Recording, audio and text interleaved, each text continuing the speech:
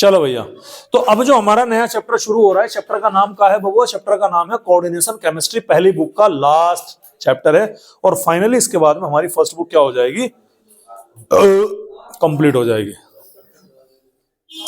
कोई बात नहीं भाई, नेचुरल चीज है, इसमें मैं क्या कर सकता हूँ?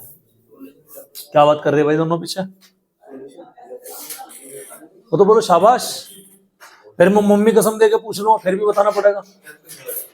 अच्छा, बताने की नहीं है तो कर क्यों रहे जब बताने की नहीं है? कॉमन सेंस की बात है। वैसे बात बताने की नहीं तो मेरे सामने कर क्यों रहे? मेरे बारे में कर रहेगा? हाँ, क्या अल्लाह का मास्टर देख के पकड़ा पकड़ा पे लिया भाई, डकारे ले रहा है यहाँ से। अब भूखा बैठो भाई, ठीक है भाई? तू खिलाओगा खाना? क्या करा मुझे अपना छप्पर थोड़े फटवाना तो मैं खिला के। चलो भैया, तो टॉपिक का आज का हमारा जो नाम है बस उस चैप्टर का नाम है कोऑर्डिनेशन कंपाउंड। क्या नाम है भैया? Coordination compound. अच्छा, डी ब्लॉक तुम्हारे याद है थोड़ा बहुत?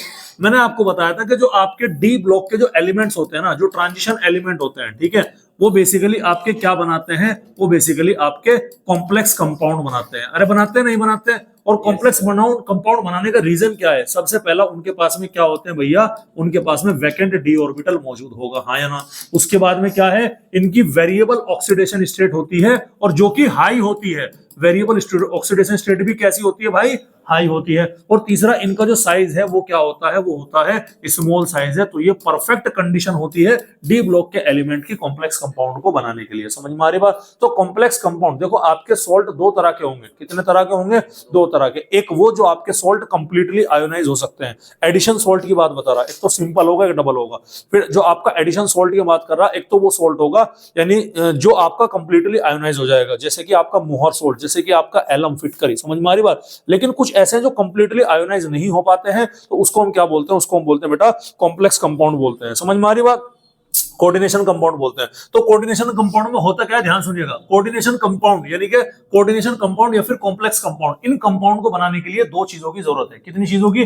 दो चीजों की। एक तो चाहिए हमें डी ब्लॉक मेटल। क्या चाहिए भैया? एक तो हमें डी ब्लॉक का मेटल चाहिए, और एक इसके साथ में हमें जरूरत पड़ती है लिगेंड की। किसकी जरूरत पड़ती है भाई? लिगेंड की। अब ये लिगेंड क्या है? L4 ligand, L4 lone pair. ये लिगेंड के पास में क्या होती है? इसके पास में होते हैं एक्स्ट्रा इलेक्ट्रॉन, हाँ या ना? ध्यान सुनिएगा। अब मेटल की प्रॉपर्टी इलेक्ट्रॉन लेने की नहीं होती, मेटल की प्रॉपर्टी होती है इलेक्ट्रॉन को डोनेट करने की। लेकिन यहां पर केस थोड़ा उल्टा हो जाता है कि लिगेंड के पास में क्या है? एक्स्ट्रा इलेक्ट्रॉन की पेयर होगी। समझ में आ रही बात? चाहे वो आयंस की फॉर्म में हो, चाहे वो एक्स्ट्रा न्यूट्रल फॉर्म में हो, तो वो एक्स्ट्रा इलेक्ट्रॉन की पेयर को क्या करेगा? वो इस डी ब्लॉक को क्या कर देता है भाई? डोनेट कर देगा। अब डी ब्लॉक क्यों एक्सेप्ट कर रहा? क्योंकि उसके पास में खाली पड़े हुए कमरे हैं, इसीलिए वो इसको क्या कर रहा? एक्सेप्ट कर रहा। इलेक्ट्रॉन नहीं करता वो, बल्कि पूरी की पूरी इलेक्ट्रॉन की पेयर को क्या करेगा? डोनेट करेगा। समझ में आ रही बात? अब ये मेटल है आपका, ये लिगेंड है, इस लिगेंड के पास में एक इलेक्ट्रॉन पेयर एक्स्ट्रा है, तो ये पूरी की पूरी लोन पेयर क्या कर देगा? इस मेटल को डोनेट कर देगा। तो मेटल को अगर लोन पेयर एक्सेप्ट करनी है तो मेटल के पास में वैकेंट डी ऑर्बिटल होने चाहिए। तो बताओ, पूरी की पूरी लोन पेयर जब इसने एक्सेप्ट करी, कौन सा बॉन्ड बना? ये बना कोऑर्डिनेट बॉन्ड, डेटिव बॉन्ड बना, नहीं बना? तो इस बॉन्ड का नाम क्या है भाई? इस बॉन्ड का नाम है बच्चों कोऑर्डिनेट बॉन्ड। क्या नाम है जी? Coordinate bond. क्योंकि ये कोऑर्डिनेट बॉन्ड आपका बन रहा है, इसीलिए इन कंपाउंड को हम क्या बोलते हैं बच्चों? कोऑर्डिनेशन कंपाउंड के नाम से जाना जाता है। पहले तो आप ये बात बताओ, समझ में आई कि नहीं आई? बोलो भाई। तो कोऑर्डिनेशन कंपाउंड कौन बना रहा है? डी ब्लॉक के एलिमेंट बनाते हैं। क्यों बनाते हैं? सारी चीजें आपको यहां पर समझ में आ गई होगी। और ये सबसे पहले नोट्स में यही लाइन लिख रही कि सेंट्रल मेटल जो कि आपका आयन होगा, सेंट्रल डी ब्लॉक का मेटल होगा, वो एक फिक्स नंबर ऑफ लिगेंड से फिक्स नंबर ऑफ स्पीसीज से जाकर जुड़ता है, और वे स्पीसीज उस मेटल को क्या देती हैं? अपनी लोन पेयर को डोनेट करती हैं, कोऑर्डिनेट बॉन्ड बनाती हैं। दैट्स व्हाई इन कंपाउंड को हम क्या बोलते हैं भाई? कोऑर्डिनेट कंपाउंड के नाम से जाना जाता है। समझ में आ रही बात? चैप्टर के अंदर एंटर करने से पहले आपको कुछ बेसिक चीजों को समझना बहुत जरूरी है, कुछ बेसिक टर्मिनोलॉजी को समझना बहुत जरूरी है। मैं एक एग्जांपल से ले रहा हूं। आपका एग्जांपल है मेरा K4FeCN6। ये आपका जब भी कोऑर्डिनेशन कंपाउंड है तो लगभग इसी फॉर्मेट में आपको मिलता हुआ दिखाई पड़ेगा। कभी आपको सिंगल डब्बा मिलेगा, लेकिन एक डब्बा और एक डब्बे के बाहर, कभी आपको एक डब्बा दिखाई अकेला पड़ेगा, लेकिन एक डब्बे के बाहर ये चीजें आपको यूजुअल आपको बेटा दिखाई जरूर पड़ेंगे। ध्यान से सुनिएगा, ठीक है? देखो, जो पूरा का पूरा डब्बा है, इस डब्बे को हम क्या बोलते हैं? इसको बोलते हैं कॉम्प्लेक्स स्फीयर। क्या बोलेंगे भैया? इसको हम कॉम्प्लेक्स स्फीयर बोलेंगे, या फिर इसको बोला जाएगा कोऑर्डिनेशन आयन। क्या बोलेंगे भाई? इसको हम कोऑर्डिनेशन आयन। समझ में आ रही बात? तो कोऑर्डिनेशन आयन या कॉम्प्लेक्स स्फीयर क्या है, वो पूरा का पूरा डब्बा, और ये होता है अनआयोनाइज्ड। ये क्या होता है? अनआयोनाइज्ड। पानी के अंदर अगर तुम डालोगे तो आयरन और क्या ये अलग अलग बिल्कुल भी नहीं होगा, ये एक साथ जुड़ा रहेगा, इसीलिए ये क्या है आपका कॉम्प्लेक्स कंपाउंड है। डब्बे के बाहर जो अकेला मौजूद है, इस आयन को हम क्या बोलते हैं भैया? इस आयन को बोलते हैं हम काउंटर आयन, जो कि क्या होता है? आयोनाइजेबल होता है। जो कि क्या होता है बच्चों? आयोनाइजेबल होगा। यानी अगर तुम इस मॉलिक्यूल को पानी के अंदर डालोगे तो पोटेशियम अलग हो जाएगा और ये पूरा का पूरा डब्बा अलग रहेगा। ये पूरा का पूरा डब्बा आयोनाइज होना चाहिए था ना, लेकिन ये आयोनाइज नहीं हो रहा, इसीलिए इसको हमने क्या नाम दिया? कोऑर्डिनेशन कंपाउंड का नाम दिया। कोई दिक्कत वाली बात है? अब ये जो कॉम्प्लेक्स स्फीयर है ना, कोऑर्डिनेशन आयन है, इस कोऑर्डिनेशन आयन में तुम्हें दो चीजें दिखाई पड़ रही होंगी। क्या सर? एक तो तुम्हें दिखाई पड़ रहा है डी ब्लॉक का मेटल, हाँ या ना? अरे है क्या नहीं है? तो ये होता है आपका सेंट्रल एटम। क्या होता है भैया? सेंट्रल मेटल, सेंट्रल एटम या सेंट्रल आयन, इसको कुछ भी बोल दो आप, ये सेंट्रल है। समझ में आ रही बात? उसके बाद में इसके कुछ ब्रैकेट में कुछ चीजें यहां पर लिखी हुई है, इसको हम बोलते हैं लिगेंड बोलते हैं। लिगेंड वो जो लोन पेयर क्या करेगा? डोनेट करेगा। और मेटल से कितने लिगेंड जुड़े हुए हैं उस नंबर को यहां पर लिखा हुआ होता है। इस नंबर को हम क्या बोलेंगे भाई? इस नंबर को हम बोलेंगे कोऑर्डिनेशन नंबर बोलेंगे। याद रखिएगा, कोई सी भी डेफिनेशन यहां से पूछी जा सकती है। लिगेंड क्या होता है? Which donates lone pair to central metal atom in a coordination sphere, उसे हम क्या बोलेंगे? लिगेंड बोलेंगे। कोऑर्डिनेशन नंबर क्या है? Number of dative bond made by the ligand to central metal atom, उसे हम क्या बोलेंगे? कोऑर्डिनेशन नंबर बोलेंगे। काउंटर आयन क्या है? Ionisable ion present outside the complex sphere.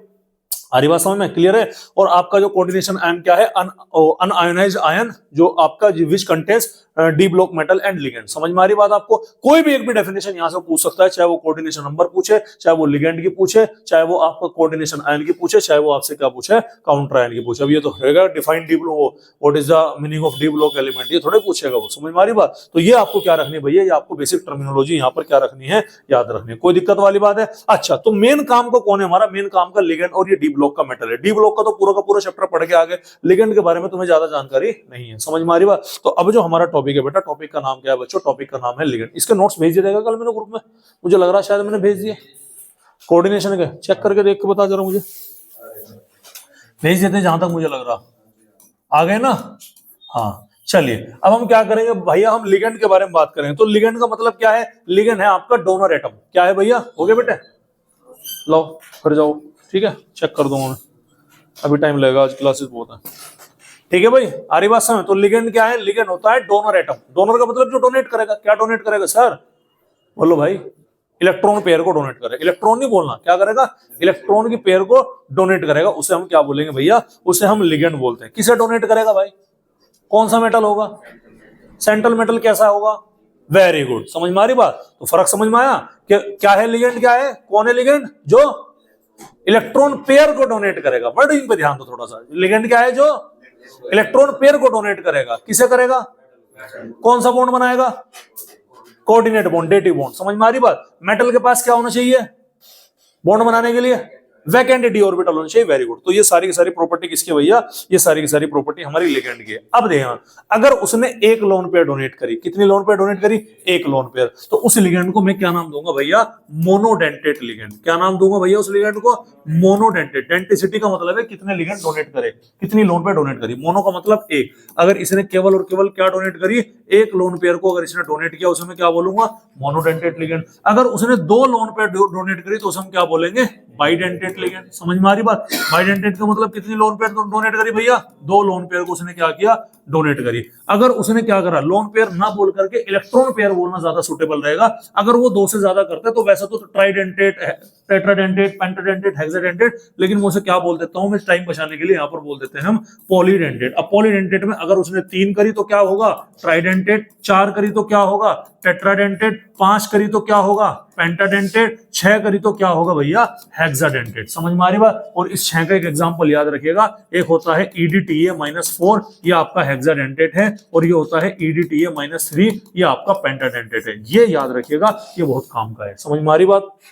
EDTA की फुल फॉर्म होती है इथाइलिन डाइअमाइन टेट्रा एसीटेट होती है। EDTA मालूम है ना?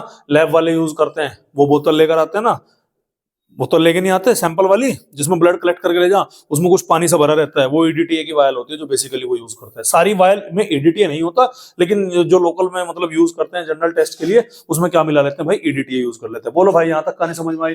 तो ये क्या हो गया हमारा मोनोडेंटेट, ये क्या हो गया हमारा बाइडेंटेट, ये क्या हो गया हमारा आपके पॉलीडेंटेट। अब जो मोनोडेंटेट लिगेंड है, वो लिगेंड कोई सा भी हो, वो तीन कैटेगरी में डिवाइड किया जा सकता है। पहला एक तो है हमारा न्यूट्रल लिगेंड, पहला कौन सा लिगेंड है भैया, न्यूट्रल। दूसरा कैसा होगा हमारा, कैटायनिक होगा नहीं होगा, और तीसरा कैसा होगा भैया हमारा, एनायनिक होगा। न्यूट्रल का मतलब जिस पर कोई चार्ज नहीं है, जैसे कि हमारा क्या हो गया NH3, एक लोन पेयर है, यही डोनेट कर देगा। सारी बात समझ। जैसे कि हमारा क्या है H2O, अब डोनेट तो लोन पेयर तो दो है इसकी, लेकिन डोनेट करता है ये एक ही। समझ में आ रही बात, क्योंकि ऑक्सीजन इलेक्ट्रॉन डोनेट करता ही नहीं, उसके नेचर में ही नहीं है। आ रही बात समझ में, क्लियर है? तो ये क्या हो गया तुम्हारा NH3 हो गया, ये क्या हो गया तुम्हारा H2O हो गया, ये कैसे लिगेंड हो गया आपके, ये हो गया मोनोडेंटेट हो गया। अच्छा एनायनिक में क्या है तुम्हारा Cl नेगेटिव, एक नेगेटिव का मतलब एक इलेक्ट्रॉन पेयर है, ये डोनेट कर सकता है। इसका क्या हो गया Br नेगेटिव, हाँ है ना। इसका क्या हो गया I नेगेटिव, अरे सब लिगेंड तो है भाई। इसका उसके अलावा OH नेगेटिव, हाँ है ना। इसके अलावा हमारा क्या हो गया H नेगेटिव, इसके अलावा हमारा क्या हो गया NO2 नेगेटिव, हाँ है ना। इसके अलावा हमारा क्या हो गया Cn नेगेटिव, कितने सारे हो गए, ठीक है। अच्छा कैटायनिक के अंदर देखिएगा NH3 NH2 पॉजिटिव, ये हमारा बन सकता है, कैटायनिक लिगेंड है, ठीक है। उसके अलावा NO पॉजिटिव नाइट्रोसोनियम, ये हमारा क्या बन सकता है, कैटायनिक लिगेंड है, ठीक है। कोई दिक्कत वाली बात है? ऐसे तुम्हारा बाइडेंटेट का एग्जांपल है। सर बाइडेंटेट में कुछ तो आपका न्यूट्रल होगा, अरे होगा कि नहीं होगा, कुछ आपका क्या होगा, कैटायनिक होगा, और कुछ आपका क्या होगा, एनायनिक होगा। तो वैसे तो बहुत लंबी लिस्ट है, लेकिन मैं केवल आपको काम की बता रहा हूं। तो न्यूट्रल में याद रखिएगा, एक होता है न्यूट्रल का एक एग्जांपल है जिससे लिखा जाता है स्मॉल en से। किससे लिखा जाता है, स्मॉल en। ये होता है आपका इथाइलिन डाई एमाइन। क्या होता है भैया, इथाइलिन डाई एमाइन होता है। और ये न्यूट्रल लिगेंड है, जिसमें डोनर एटम कौन है भैया, जिसमें डोनर एटम होता है नाइट्रोजन। इथाइलिन होता है, देखिएगा CH2 और इससे क्या जुड़ा हुआ है NH2, इससे क्या जुड़ा हुआ है NH2, एक लोन पेयर इस नाइट्रोजन पर, एक इस नाइट्रोजन पर। ये मेटल को क्या करेगा, दो लोन पेयर इसने क्या कर दी, डोनेट कर दी, तो क्या बन गया, ये बाइडेंटेट बन गया। समझ में आ रही बात? जैसे ना EDTA ethylene diamine tetra acetate, तो सर चार एसीटेट कहां से जुड़ेंगे भाई, इथाइलिन के पास में दो दो हाइड्रोजन मौजूद है ना, तो एक एक हाइड्रोजन हटती जाएगी और यहाँ पर एसीटेट ग्रुप आपका क्या होगा, जुड़ता चला जाएगा। देखो टेट्रा एसीटेट, चार एसीटेट है, चार एसीटेट कहां से आएंगे, चारों हाइड्रोजन को हटा करके आएंगे, तो एसीटेट CH3 CO नेगेटिव, सबके पास एक एक इलेक्ट्रॉन पेयर है और दो नाइट्रोजन की होगी। टोटल कितनी होगी भैया, 6 हो गए। Ethylene diamine triacetate का मतलब क्या है कि यहां से एक तरफ से दो हाइड्रोजन हटाई, एक तरफ से एक हाइड्रोजन हटाए, टोटल 3 नेगेटिव वहां से आए और दो न्यूट्रल वाले यहां से बने। समझ में आ रही बात? तो ये कैसा लिगेंड हो गया भैया आपका, ये आपका हो गया न्यूट्रल लिगेंड। अच्छा एनायनिक में याद रखिएगा, एनायनिक में एक आता है ऑक्जेलेटो। क्या नाम आता है भैया, ऑक्जेलेटो, जिसको लिखा जाता है OX-2। ऑक्जेलिक एसिड का फॉर्मूला मालूम है तुम्हें, COOH मालूम है ना, ये ऑक्जेलिक एसिड है। कुछ नहीं करना, इन दोनों में से हमने क्या करा, इन दोनों में से हमने एक एक हाइड्रोजन हटा दिया, इसके ऊपर भी नेगेटिव ले, इसके ऊपर भी नेगेटिव ले, तो एक इलेक्ट्रॉन पेयर ये रही, एक ये रही, मेटल को क्या कर दिया, इसने डोनेट कर दिया, तो ये क्या हो गई आपकी एनायनिक लिगेंड हो गई। बोलो भाई समझ में आ रही कि नहीं आ रही बात आपके, क्लियर है भाई, कोई दिक्कत वाली बात है? तो ये याद रखिएगा, कोई टेंशन वाली बात है। तो इथाइलिन डाइएमाइन हुआ और ऑक्जेलेटो हुआ, ये चीज आपको क्या रखनी भैया यहाँ पर याद रखनी है, ठीक है। हेक्साडेंटेट वाली कहानी मैंने आपको ऑलरेडी यहाँ पर क्या कर दी थी, बता दी थी। अब एक टर्मिनोलॉजी और याद रखिएगा, और वो क्या है, वो है हमारी एम्बीडेंटेट लिगेंड। क्या मतलब है भैया, एम्बीडेंटेट। एम्बीडेंटेट का मतलब होता है, जहां वर्ड आ जाए एम्बी तो समझ जाइएगा डुअल। डुअल का मतलब क्या है, दोहरा। डुअल का मतलब क्या है कि जिसके पास में दो डोनर साइट होती है। कितनी डोनर साइट है, दो डोनर साइट, लेकिन और दोनों अलग अलग होंगी। समझ में आ रही बात, दोनों क्या होंगी, अलग अलग होंगी, लेकिन दो में से केवल एक ही को क्या करता है भाई, वो डोनेट करता है। याद रखिएगा, एक ही को क्या करेगा, डोनेट करेगा। समझ में आ रही बात? उसे हम क्या बोलेंगे भाई, उसे हम बोलेंगे एम्बीडेंटेट लिगेंड के नाम से जाना जाएगा। जैसे ये आपका CN आ गया, ये कार्बन से भी डोनेट कर सकता है और नाइट्रोजन से भी डोनेट कर सकता है। अगर इसका डोनर एटम कार्बन है तो इसे हम क्या बोलेंगे, साइनेटो बोलेंगे। अगर इसका डोनर एटम नाइट्रोजन है तो इसे हम क्या बोलेंगे, आइसोसाइनेटो के नाम से जाना जाएगा। समझ में आ रही बात आपके? अरे क्लियर है भैया, कोई दिक्कत वाली बात है? जैसे कि आपका NO2 और ONO, ठीक है, ये आपका क्या है, ये आपका नाइट्राइटो N है। नाइट्राइटो N का मतलब क्या है कि नाइट्राइटो तो NO2 तो नाइट्राइटो है, लेकिन इसमें डोनर एटम कौन है भैया, नाइट्रोजन है, और ये आपका क्या बनेगा, ये होगा आपका नाइट्राइटो O, यानी कि डोनर एटम कौन है आपका यहाँ पर, ऑक्सीजन है। बोलो भाई यहाँ तक कहानी समझ में आई कि नहीं है? तो ये क्या आते हैं हमारे, ये आपके थे टाइप्स ऑफ लिगेंड के बारे में। अब स्पेशल चीज यहाँ पर आती है इनके नाम के बारे में। देखो जो भी आपका न्यूट्रल लिगेंड होगा, चाहे आपका चाहे ये हो चाहे ये हो, उस न्यूट्रल लिगेंड के लिए हम एक स्पेसिफिक नाम यूज करते हैं। क्या यूज करते हैं भैया, एक स्पेसिफिक नेम। जैसे NH3 को होता तो अमोनिया है, लेकिन अमोनिया नहीं बोलेंगे, इसे हम बोलेंगे एमीन। क्या बोलेंगे भैया? एमीन बोलेंगे। वाटर होता तो वाटर है, आधी बात समझ। डाई हाइड्रोजन ऑक्सीजन होता है, लेकिन इसके लिए हम क्या बोलेंगे? इसको बोलेंगे एक्वा। क्या बोलेंगे? एक्वा। समझ में? स्पेसिफिक नेम यूज कर लिया। जो आपका कैटायनिक लिगेंड है उसके नाम के सफिक्स में क्या लगा देंगे हम भैया? प्लस में IUM लगा देंगे। जैसे नाइट्रोसोनियम, क्या नाम बन गया इसका? नाइट्रोसोनियम। तो लास्ट में क्या लगा दिया हमने? इसके IUM लगा दिया। समझ में आ रही बात? और जो आपका एनायनिक लिगेंड होगा ना उसके लास्ट में, जैसे ये क्या है? Chloride, bromide, usual name, iodide, hydroxide, hydride, cyanide. समझ में आ रही बात? तो इनके लास्ट में क्या है? जो आपका आईडी आएगा ना, जो भी नाम में क्या आएगा? आईडी आएगा, उस आईडी में से ई हटा देना है और ओ जोड़ देना है। क्या कर देना? आइडो। क्लोराइड का हम क्या करेंगे? क्लोराइडो, या फिर क्लोरो भी बोल सकते हैं। ब्रोमाइड का क्या करेंगे? ब्रोमाइडो। आयोडाइड का क्या बोलेंगे? आयोडाइडो। हाइड्राइड का क्या बोलेंगे? हाइड्राइडो। हाइड्रोक्साइड का क्या बोलेंगे? हाइड्रोक्साइडो। समझ में आ रही बात? साइनाइड का क्या बोलेंगे? साइनाइडो। समझ रहे नहीं समझ रहे? अच्छा, 8 अगर कहीं पर किसी के नाम में 8 आ रहा है, यानी कि SO4-2 ये सल्फेट है, तो 8 में ई हटा करके ओ जोड़ देंगे। Sulphate become सल्फेटो, nitrate become नाइट्रेटो। समझ में आटो? आ गया? आगे ना समझ बात? तो ये कहां? ये केवल एनायनिक में याद रहे। ध्यान सुनिएगा, लिगेंड ये यूं नहीं है कि तुमने कहीं डब्बे के बाहर क्लोरीन लिखा हुआ देख लिया। मान लो मैंने एग्जांपल दिया, मैंने बोला कि FeCN6 इंटू में डब्बे के बाहर क्या आ गया आपका? ये Cl2 आ गया एग्जांपल के तौर पर। अब आप इसको क्लोराइडो बोलने लग जाओ, थप्पड़ मारूंगा बहुत जोर से। हाँ, जब ये डब्बे के अंदर होगा तब नाम चेंज करने हैं इनके। समझ में आ गया? बाहर इसे क्लोराइड ही बोला जाएगा, यानी लिगेंड की बात हो रही है यहाँ पर। और लिगेंड कहाँ है? डब्बे के अंदर है। समझ रहे नहीं समझ रहे? तो इतना क्या रखना है भैया? इतना आपको यहाँ पर ये चीजें याद रखनी है। अरे बोलो भाई, समझ में आ रही बात? तो ये भैया आपको मैंने यहाँ पर इतना क्या कर दिया, ये चीज मैंने। हाँ, जरूरी नहीं ब्रैकेट में लगा रहे हो, लेकिन मेटल के डी ब्लॉक मेटल के अलावा डब्बे के अंदर जो भी है सब लिगेंड है। डी ब्लॉक मेटल के अलावा, जैसे मैं बताऊं, देख ये है तेरा Zn, ठीक है, डब्बा है Zn। अब इसके बाहर क्या आ गया तेरा? Cl आ गया, Br आ गया, आयोडीन आ गया, F आ गया। तो जिंक एक ही तो है, बाकी चारों क्या हो गए? लिगेंड हो गए। समझ में आ रही बात? क्लियर है? तो लिगेंड की कहानी समझ में आई। लिगेंड कितने टाइप के भैया? जल्दी बोलो, शाबाश, जल्दी बोलो। बेसिकली 3 टाइप के, मोनो, डाई और पॉली। मोनो का एग्जांपल, मोनो भी फर्दर कोई सा भी हो, 3 तरह के होंगे, एक एनायनिक, एक न्यूट्रल, एक कैटायनिक। न्यूट्रल के लिए कैसा नेम रखेंगे? Specific name. जैसे कि वाटर के लिए एक्वा, NH3 अमोनिया के लिए एमीन। समझ में आ रही बात? और जो आपका पॉजिटिव होगा, कैटायनिक होगा, उसके लास्ट में क्या लगाएंगे? IUM। जैसे नाइट्रोसोनियम, हाइड्रोजीनियम। समझ में आ रही बात? और जो आपका एनायनिक होगा उसके लास्ट में क्या लगाएंगे? ओ लगा देंगे लास्ट में, ई हटा करके ओ। जैसे क्लोराइड का क्लोराइडो, साइनाइड का साइनाइडो, सल्फाइड का सल्फाइडो, सल्फेट का सल्फेटो, रेप्टो, जेप्टो। समझ में आ रही बात? क्लियर है? तो सारी चीजें क्या आती है यहाँ पर? सारी चीजें हमारी यहाँ पर पूरी। भाई बहुत टाइम है, अभी बैग पैक करने की कोई जरूरत नहीं है। हाँ, शांति रहो जरा। अब हम बात करेंगे IUPAC नोमेनक्लेचर, जहां से फॉर श्योर क्वेश्चन आता ही आता है।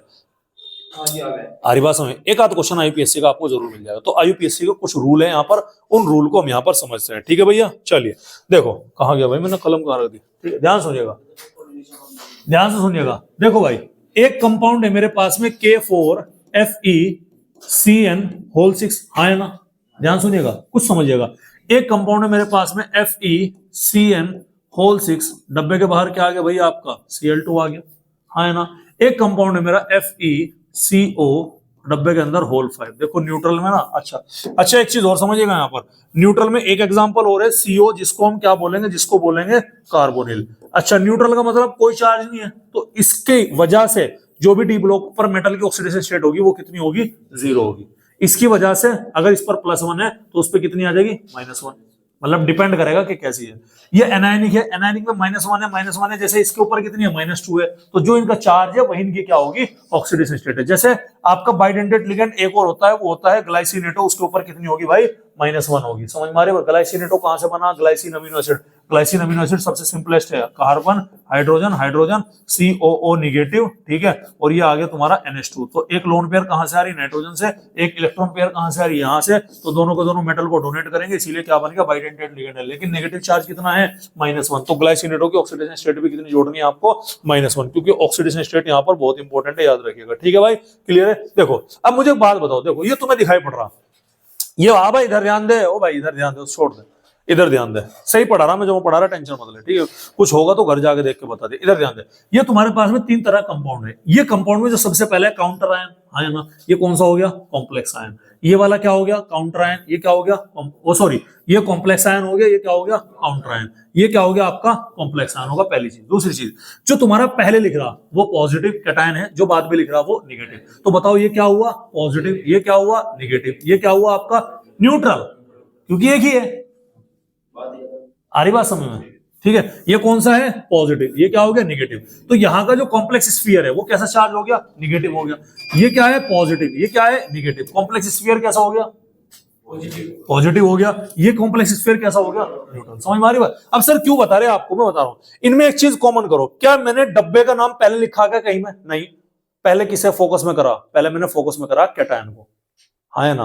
तो जब भी आप कॉम्प्लेक्स कंपाउंड का नाम लिख रहे हैं तो सबसे पहले क्या लिखा जाएगा भाई, कैटायन का नाम लिखा जाएगा। उसके बाद क्या लिखेंगे, एनायन का नाम लिखेंगे। तो सबसे पहला रूल खोल लो मोबाइल के अंदर। सबसे पहला रूल क्या है, सबसे पहला रूल है कि cation is named first followed by name of anion. और कितने कैटायन हैं उस नाम को हम यहां पर मेजर नहीं करेंगे। कैटायन मान लो 4 लिख रहे हैं ना, तो 4 का नंबर नहीं लिखना हमें। समझ में आ रही बात, क्लियर है, क्लियर है भाई। तो कैटायन क्या है भैया, cation is named first followed by the name of anion. Number of ion को हम एक्सप्रेस यहां पर नहीं करते। कोई दिक्कत वाली बात है, चलिए कोई टेंशन वाली बात है। अब ध्यान दीजिएगा भाई, अब देखो यहां पर काउंटर आयन कैसा है, नॉर्मल है।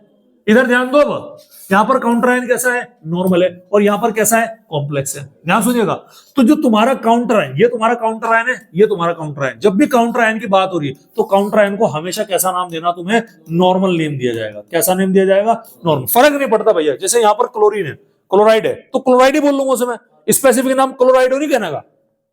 समझ रहे, ये क्या लिख रहा तो पोटेशियम बोल लूंगा, पोटेशियम हाइड्रेट या पोटेशियम, इस तरह से कुछ नहीं बोलना मैं। समझ में आ रही बात, क्योंकि मेरे को बटन नहीं बना, मैंने कर दिया, ठीक है, कवर करनी पड़ती है एकदम। अरे नहीं आ रही समझ में बात, ठीक है। तो दूसरा रूल क्या है कि नॉर्मल नेम दिया जाता है किसके लिए भैया, काउंटर आयन। तो काउंटर की तो बात होगी, पहले किसका लिखोगे, कैटायन का, फिर किसका लिखोगे, एनायन का। कैटायन का कैसा नाम रखना, नॉर्मल। अब क्या बचा, अब बचा आपका, सॉरी, काउंटर आयन का कैसा नाम रखना, नॉर्मल। अब काउंटर आयन तुम्हारा पॉजिटिव भी हो सकता है और निगेटिव भी हो सकता है, कुछ भी हो सकता है। अब क्या बचा काउंटर के बाद में, अब बचा कॉम्प्लेक्स। अब जो तुम्हारा कॉम्प्लेक्स आयन है ना, उस कॉम्प्लेक्स आयन की 3 पॉसिबिलिटी है। कितनी पॉसिबिलिटी है, 3 पॉसिबिलिटी। सर या तो वो क्या हो, न्यूट्रल हो, जैसे कि यहां पे है, या फिर वो क्या हो, एनायनिक हो, या फिर वो क्या हो भैया, कैटायनिक हो। आ रही बात समझ। तो डब्बे के लिए, कोऑर्डिनेशन स्फीयर के लिए जो रूल कैटायनिक के लिए आएगा वही रूल किसके लिए लगाएंगे, न्यूट्रल के लिए, बेसिकली। समझ में आ रही बात। अब देखिएगा, अगर तुम्हारा डब्बा एनायनिक है, अगर तुम्हारा डब्बा क्या है, एनायनिक है, ठीक है, तो एनायन, ध्यान सुनना मेरी बात, बहुत गौर से बता रहा हूं आपको। अगर तुम्हारा डब्बा क्या है, अच्छा उससे भी पहले छोड़ दो, कॉम्प्लेक्स में कितनी चीजें होंगी सर, एक होगा आपका डी ब्लॉक का मेटल और एक होगा आपके लिगेंड्स होंगे, ठीक है। तो आपको जब कॉम्प्लेक्स का नाम लिखोगे तो नाम लिखने में पहले किसका नाम लिखना, लिगेंड्स का, विद नंबर, कितने लिगेंड हैं। आरी बात समझ में। जैसे यहां पर कितने लिगेंड है, 6, क्या लगाऊंगा, हेक्सा। आरी बात समझ में। और साइनाइड की जगह क्या लगाऊंगा, साइनाइडो।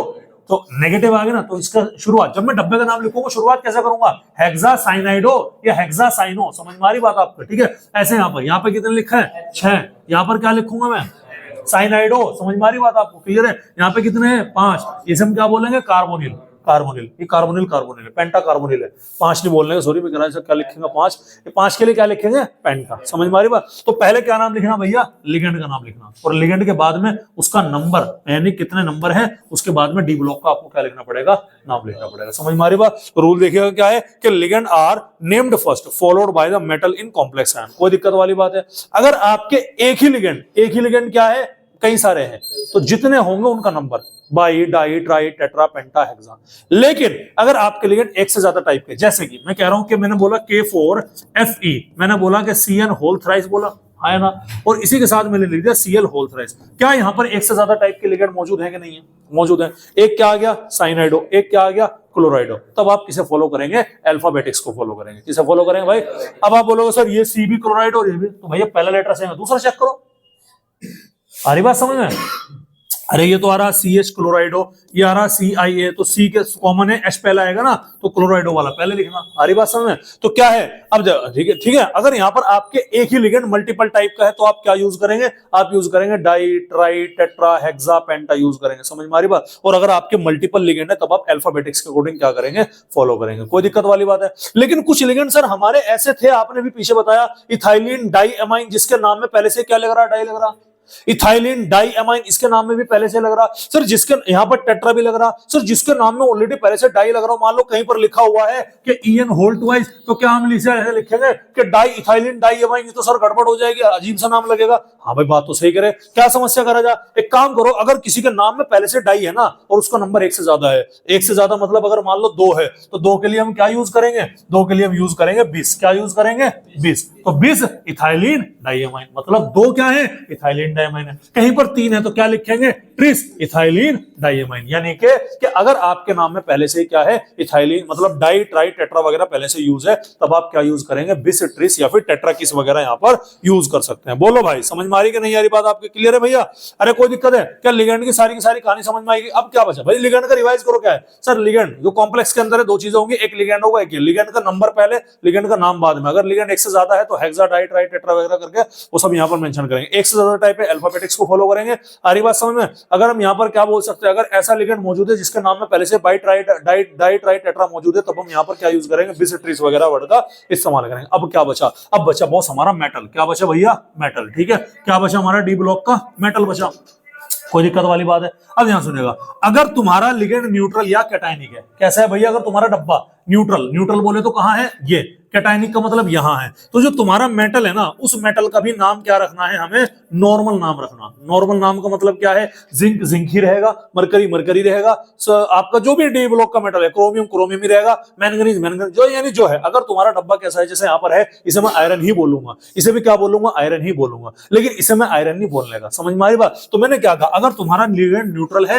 या कैटायनिक है तो मेटल को हम क्या बोलेंगे, नॉर्मल नेम दिया जाएगा। और अगर लिगेंड एनायनिक है, एनायनिक का मतलब केवल और केवल इस केस की बात कर रहा हूं, तो यहां पर भी आयरन है क्योंकि न्यूट्रल है, यहां पर भी आयरन है क्योंकि न्यूट्रल है, ये सॉरी कैटायनिक है न्यूट्रल है, तो ये वाला जो आयरन है ना, इस आयरन के लास्ट में नाम में यानी कि फेरस होगा, तो ये किस में कन्वर्ट हो जाएगा, फेरेट में कन्वर्ट हो जाएगा। इसके सफिक्स में लास्ट में क्या ऐड कर देंगे भाई, हम ATE8 यूज कर देंगे। जिंक को क्या बोलेंगे, जिंकेट, मरकरी को क्या बोलेंगे, मर्क्यूरेट, एल्यूमिनियम को क्या बोलेंगे, एल्यूमिनेट, क्रोमियम को क्या बोलेंगे, क्रोमेट। समझ में आ रही बात आपके, क्लियर है भैया? मैंगनीज को क्या बोलेंगे, मैंगनेट। अरे क्लियर हो गया बात? तो ये सारे के सारे क्या थे भैया, सारे के सारे आपके रूल थे। और एक चीज और रखना, नाम कंटिन्यूअस लिखा जाएगा, बीच में कोई स्पेस नहीं देना, स्पेस केवल कैटायन और एनायन के बीच में दिया जाएगा। बोलो भाई यहां तक के सारी कहानी समझ में आएगा? अभी रुक जाओ, अभी टाइम बहुत है, कोई दिक्कत वाली बात नहीं, ठीक है, क्लियर है? अच्छा अगला पेज पे अगर आप पेज नंबर 2 की तरफ को फॉलो करोगे तो मैंने यहाँ पर किसके लिए क्या नेम यूज कर रखे वो सारे के सारे बेटा मैंने आपको यहाँ पर लिख रखे। समझ में आ रही बात? सारे के सारे ऑलरेडी मैं आपको बता चुका, तो ये चीज आपको क्या करनी है, देखनी है। अब हम लिखते हैं भैया 5-4 हम क्वेश्चन कर लेते हैं नोमेनक्लेचर के, फिर उसके बाद हमारी क्लास खत्म हो जाएगी, ठीक है?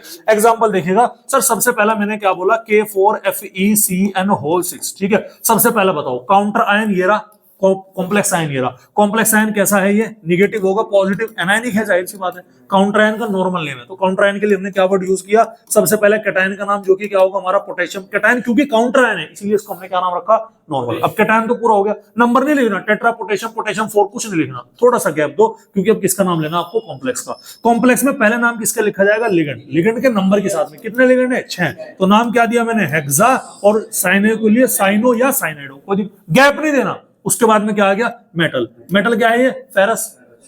अब फेरस एनायनिक लिगेंड है तो क्या बोलूंगा मैं, फेरेट बोलूंगा, तो लास्ट में क्या बोल दूंगा भैया, फेरेट। और डी ब्लॉक में इसकी ऑक्सीडेशन स्टेट रोमन अंकों में यहाँ पर क्या लिख देंगे, बराबर में लिख देंगे। समझ में आ रही बात? तो मैंने बीच में कहीं गैप नहीं देना, और ये कैटायन और एनायन के बीच में गैप देना ताकि पता लगे शुरू हो रहा, कोई दिक्कत वाली बात है? अगला एग्जांपल देखिएगा। अरे बॉस मैंने बोला FeCN होल 6 और डब्बे के बाहर क्या आ गया भैया आपका, डब्बे के बाहर आ गया आपका Cl3। समझ में आ रही बात आपको, क्लियर है?